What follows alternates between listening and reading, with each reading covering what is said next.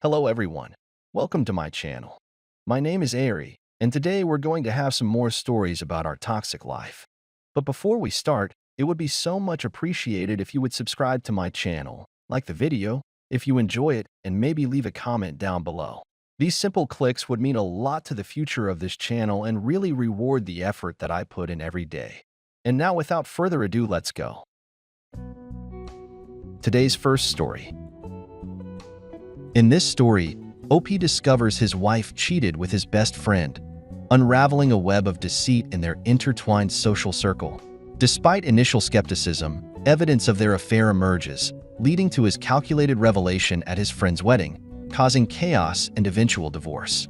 The friend's marriage collapses, revealing the superficiality of their reunion. Betrayal exposes the true nature of relationships. Now let's get into the story. I, 31 male, have been with my wife, 30 female, for 5 years, and recently I found out that she cheated on me with her ex, aka one of my best friends. We met in college, we went to a very small school, and we were a part of the same friend group. We were all very close and knew practically everything about each other. At some point, almost everybody in the group had dated each other. It felt natural, we were close, and people developed feelings for each other. After graduation, I confessed my feelings to my wife, and she told me that she felt the same. We decided to give our relationship a shot, and things went really well for us. It felt like we were always supposed to be together, and everything else before that was just trial and error. Before she and I got together, she dated my best friend. I consider him to be one of the most important people in my life. When they were dating, everybody in the group would always joke about how they were a couple of goals. From the outside looking in, they seemed to be perfect for each other. However, being as close to my friends as I was, I knew that they had a lot of problems. That's why when I started dating my wife, I was never worried about them wanting to get back together. Their problems were too bad for them to want to even try. Years later, my best friend met a wonderful girl, and they decided they wanted to get married. She fit right into the friend group, and everything seemed like it was going to work out fine. I would be lying if I said I never thought about my wife with my friend. Just having seen them in a relationship together, I knew how exciting everything was for them. I felt like I saw a different version of my wife when she was with him than when she was with me. When he announced his marriage, I couldn't help but notice that my wife was acting a little bit off.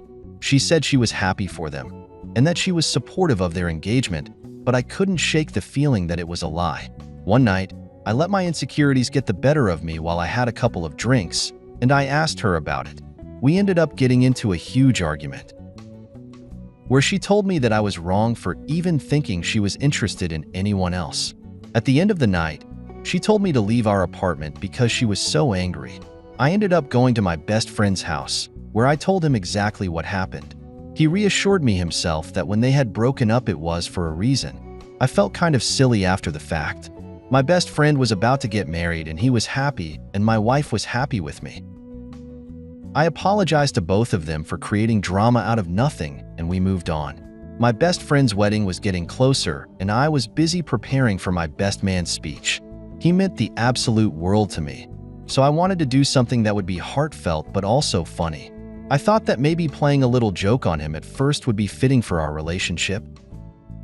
During the reception, there was going to be a large projector to show some highlights of the relationship between my best friend and his fiancée. I thought that it might be funny to add some embarrassing pictures of him. I had the idea to just tell a few short anecdotes about how much of a mess he was before he met his fiancée, then to show some of the nicer pictures of him after the fact. My wife was at work and my computer had recently been on the fritz, so when I went to look at all the pictures I had on my hard drive, I had to use my wife's computer. I didn't go looking for anything on her computer. It popped up at the most unfortunate time. She had desktop notifications set up for her Facebook account.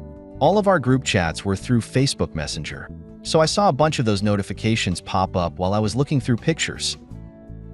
In the middle of my search, I saw a notification come up from my best friend. It was a little bit alarming because I didn't think they really had private conversations with each other anymore. A lot of the insecurities that I had popped up again. I didn't want to snoop and look at it, so I tried to ignore it. However, shortly after I received one notification, there was another. More kept coming up, and I was only able to read snippets of them before they would disappear. I was getting the sense that they were having an active conversation. I saw one message that said, "Maybe we ended things too early." That was enough for me to need to know more about the conversation. I opened the chat and read over the conversation they were having. I looked back further and realized that for several days they had been chatting and talking about some of the things they used to do together. My friend said that he loved his fiancée, but he thought that she was boring. He was complaining to my wife about their intimate life and saying that it was unsatisfying to him. He remembered some of the times he and my wife used to have and described them in explicit detail. My wife went along with it instead of shutting it down. They were both talking about some of the things they did while they were studying abroad for a while, when they went on trips together, and when they were sneaking around in public. At the end of the conversation, my friend said that he thought about her while he was with his fiancée. I felt like my heart was ripped in two when I saw my wife say that she thought about him while she was with me. While they were talking, I was watching the entire conversation happen live. They didn't want to risk throwing away the chemistry they had, so they set a date to be together. They were going to try to figure out if they were going to give it another try or not. I was supposed to be going on a work retreat for one night the following Friday, so that's when they decided to meet. I started screenshotting some of the messages where they talked about setting a date and recounting their memories, but as I was going, the messages were getting deleted. I decided to pretend like nothing was happening when my wife got home, but I was already thinking of ways that I could get back at them for what they were planning. The Friday that they planned to be together came, and I made sure I was able to get some evidence of their affair.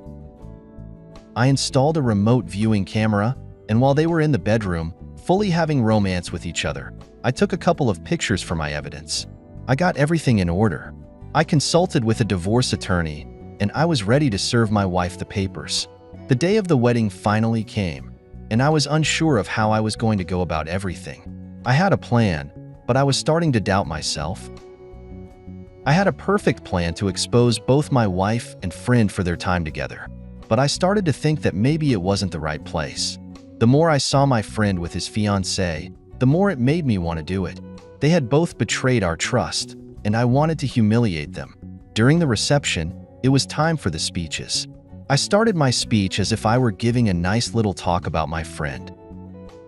The projector came on, and instead of showing pictures of my friend and his fiancée, I showed pictures of my friend and my wife. I was able to find some pictures that corresponded with the stuff they were saying in their messages. I recited those messages as the pictures appeared on the screen. Toward the end, I added in a picture of them sleeping together with the date. It was only 2 weeks before the wedding. Chaos erupted around us, and I just stood there and watched it happen. My wife stormed up to me to ask where I was doing, and I just told her that it was over and we would be getting divorced. My friend was getting chewed out by his fiancée, and her father looked like he might actually kill him. It's safe to say I completely ruined the wedding. I ended up divorcing my wife, getting to keep the house, the car, everything. My friend and fiancé annulled their marriage. His fiancée's father forced him to pay back everything he spent on the wedding and threatened litigation. My ex-wife and ex-best friend decided they wanted to try and see if they could work things out.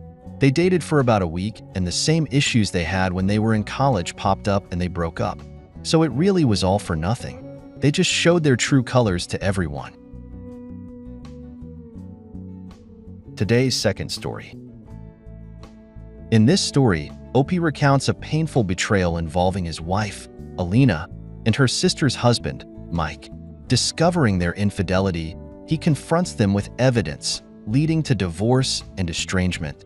Coping with therapy and support, he learns to heal and rebuild his life. The experience teaches him resilience and the importance of self-discovery, ultimately finding peace and moving forward without regrets. Now let's get into the story. My name is Jason, and I want to share my story with you. This story is about a time when something really hurtful happened to me. It involves my wife, Alina, and her sister's husband, Mike. They did something that made me very sad and angry. It felt like a big shock, like lightning striking me, and my heart was full of pain. I couldn't believe that someone I loved could do this to me. The hurt went deep, like a cut that takes a long time to heal. The pain was so strong that it made me want to do something in return, to make them understand how much they hurt me. My feelings were like a fire pushing me to act. The betrayal I had received from them taught me the worst realities of life. It all started when I decided to step into online dating, which was something that I had previously avoided. As someone who valued face-to-face interactions, I held reservations about the genuineness of these digital platforms. However, the absence of promising connections within my nearby surroundings compelled me to take a leap of faith. As I went through countless profiles, each appearing more ordinary than the previous, I came across Alina's profile. Her profile picture emitted some magic towards me that immediately captured my attention. Her unique passion for skating, a pastime I also held close to my heart, aroused my curiosity even further. With a mixture of careful hopefulness, I made a right swipe, and much to my surprise, our profiles matched. Little did I know that this apparently non-toxic online connection would steer me into a far more complicated and unsettling phase of my life, full of twists and turns that I could have never even imagined. Alina and I began our journey together, and we immediately developed a great loving bond. This strong connection grew due to our mutual fondness for socializing and outgoing personalities. As a result, our companionship became cozy and familiar. Life seemed great as we got settled just perfectly with each other. However, relationships are often more complex than they appear.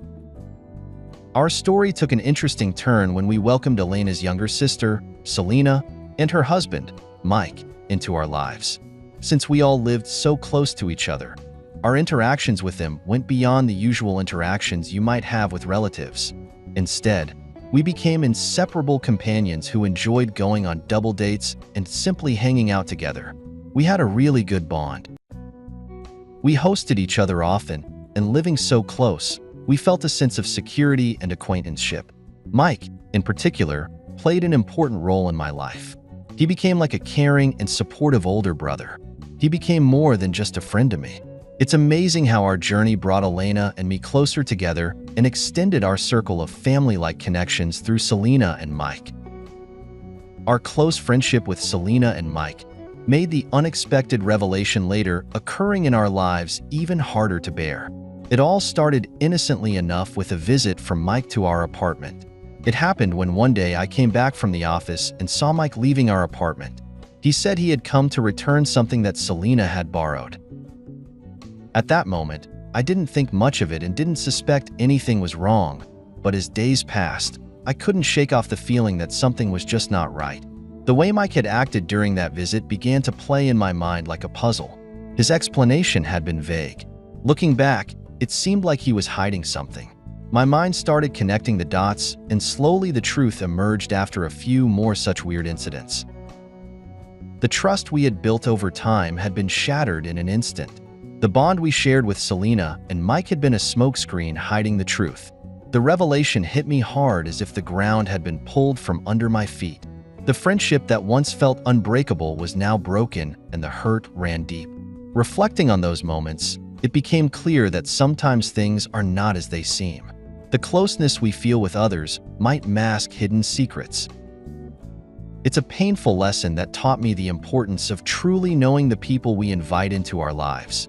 This all was revealed when my everyday routine was disturbed one day after receiving a distressed call from Selena. Her voice carried a weight of urgency, and that just caught my attention instantly. It was clear that something of huge significance had happened. She was crying a lot and just asking to meet in person to talk. Her voice was trembling, which showed the gravity of the situation. Without hesitation, I made up my mind to respond to her call for help. Even though I was quite busy that day and I had no time, I could not dismiss Selena in such a condition. In this scenario, it was clear that Selena needed my help and she needed it now. However, her request for secrecy added a layer of complexity to the situation. She asked me not to call Mike or Elena, which was strange to me. I was suspicious and worried, but I excused myself for my work. On my way to Selena's place, I thought of every aspect that could have occurred for her to call me so urgently. But upon getting to know the reality, I realized my mind could never even work up to that extent. I had no idea that my life was going to fall apart that day. A heavy feeling filled the air as I stepped into Selena's house. Selena looked really sad, her hair all messy, and her cheeks went from tears. Her condition pointed out a very miserable story ahead. I asked her what had happened and why she was crying so much.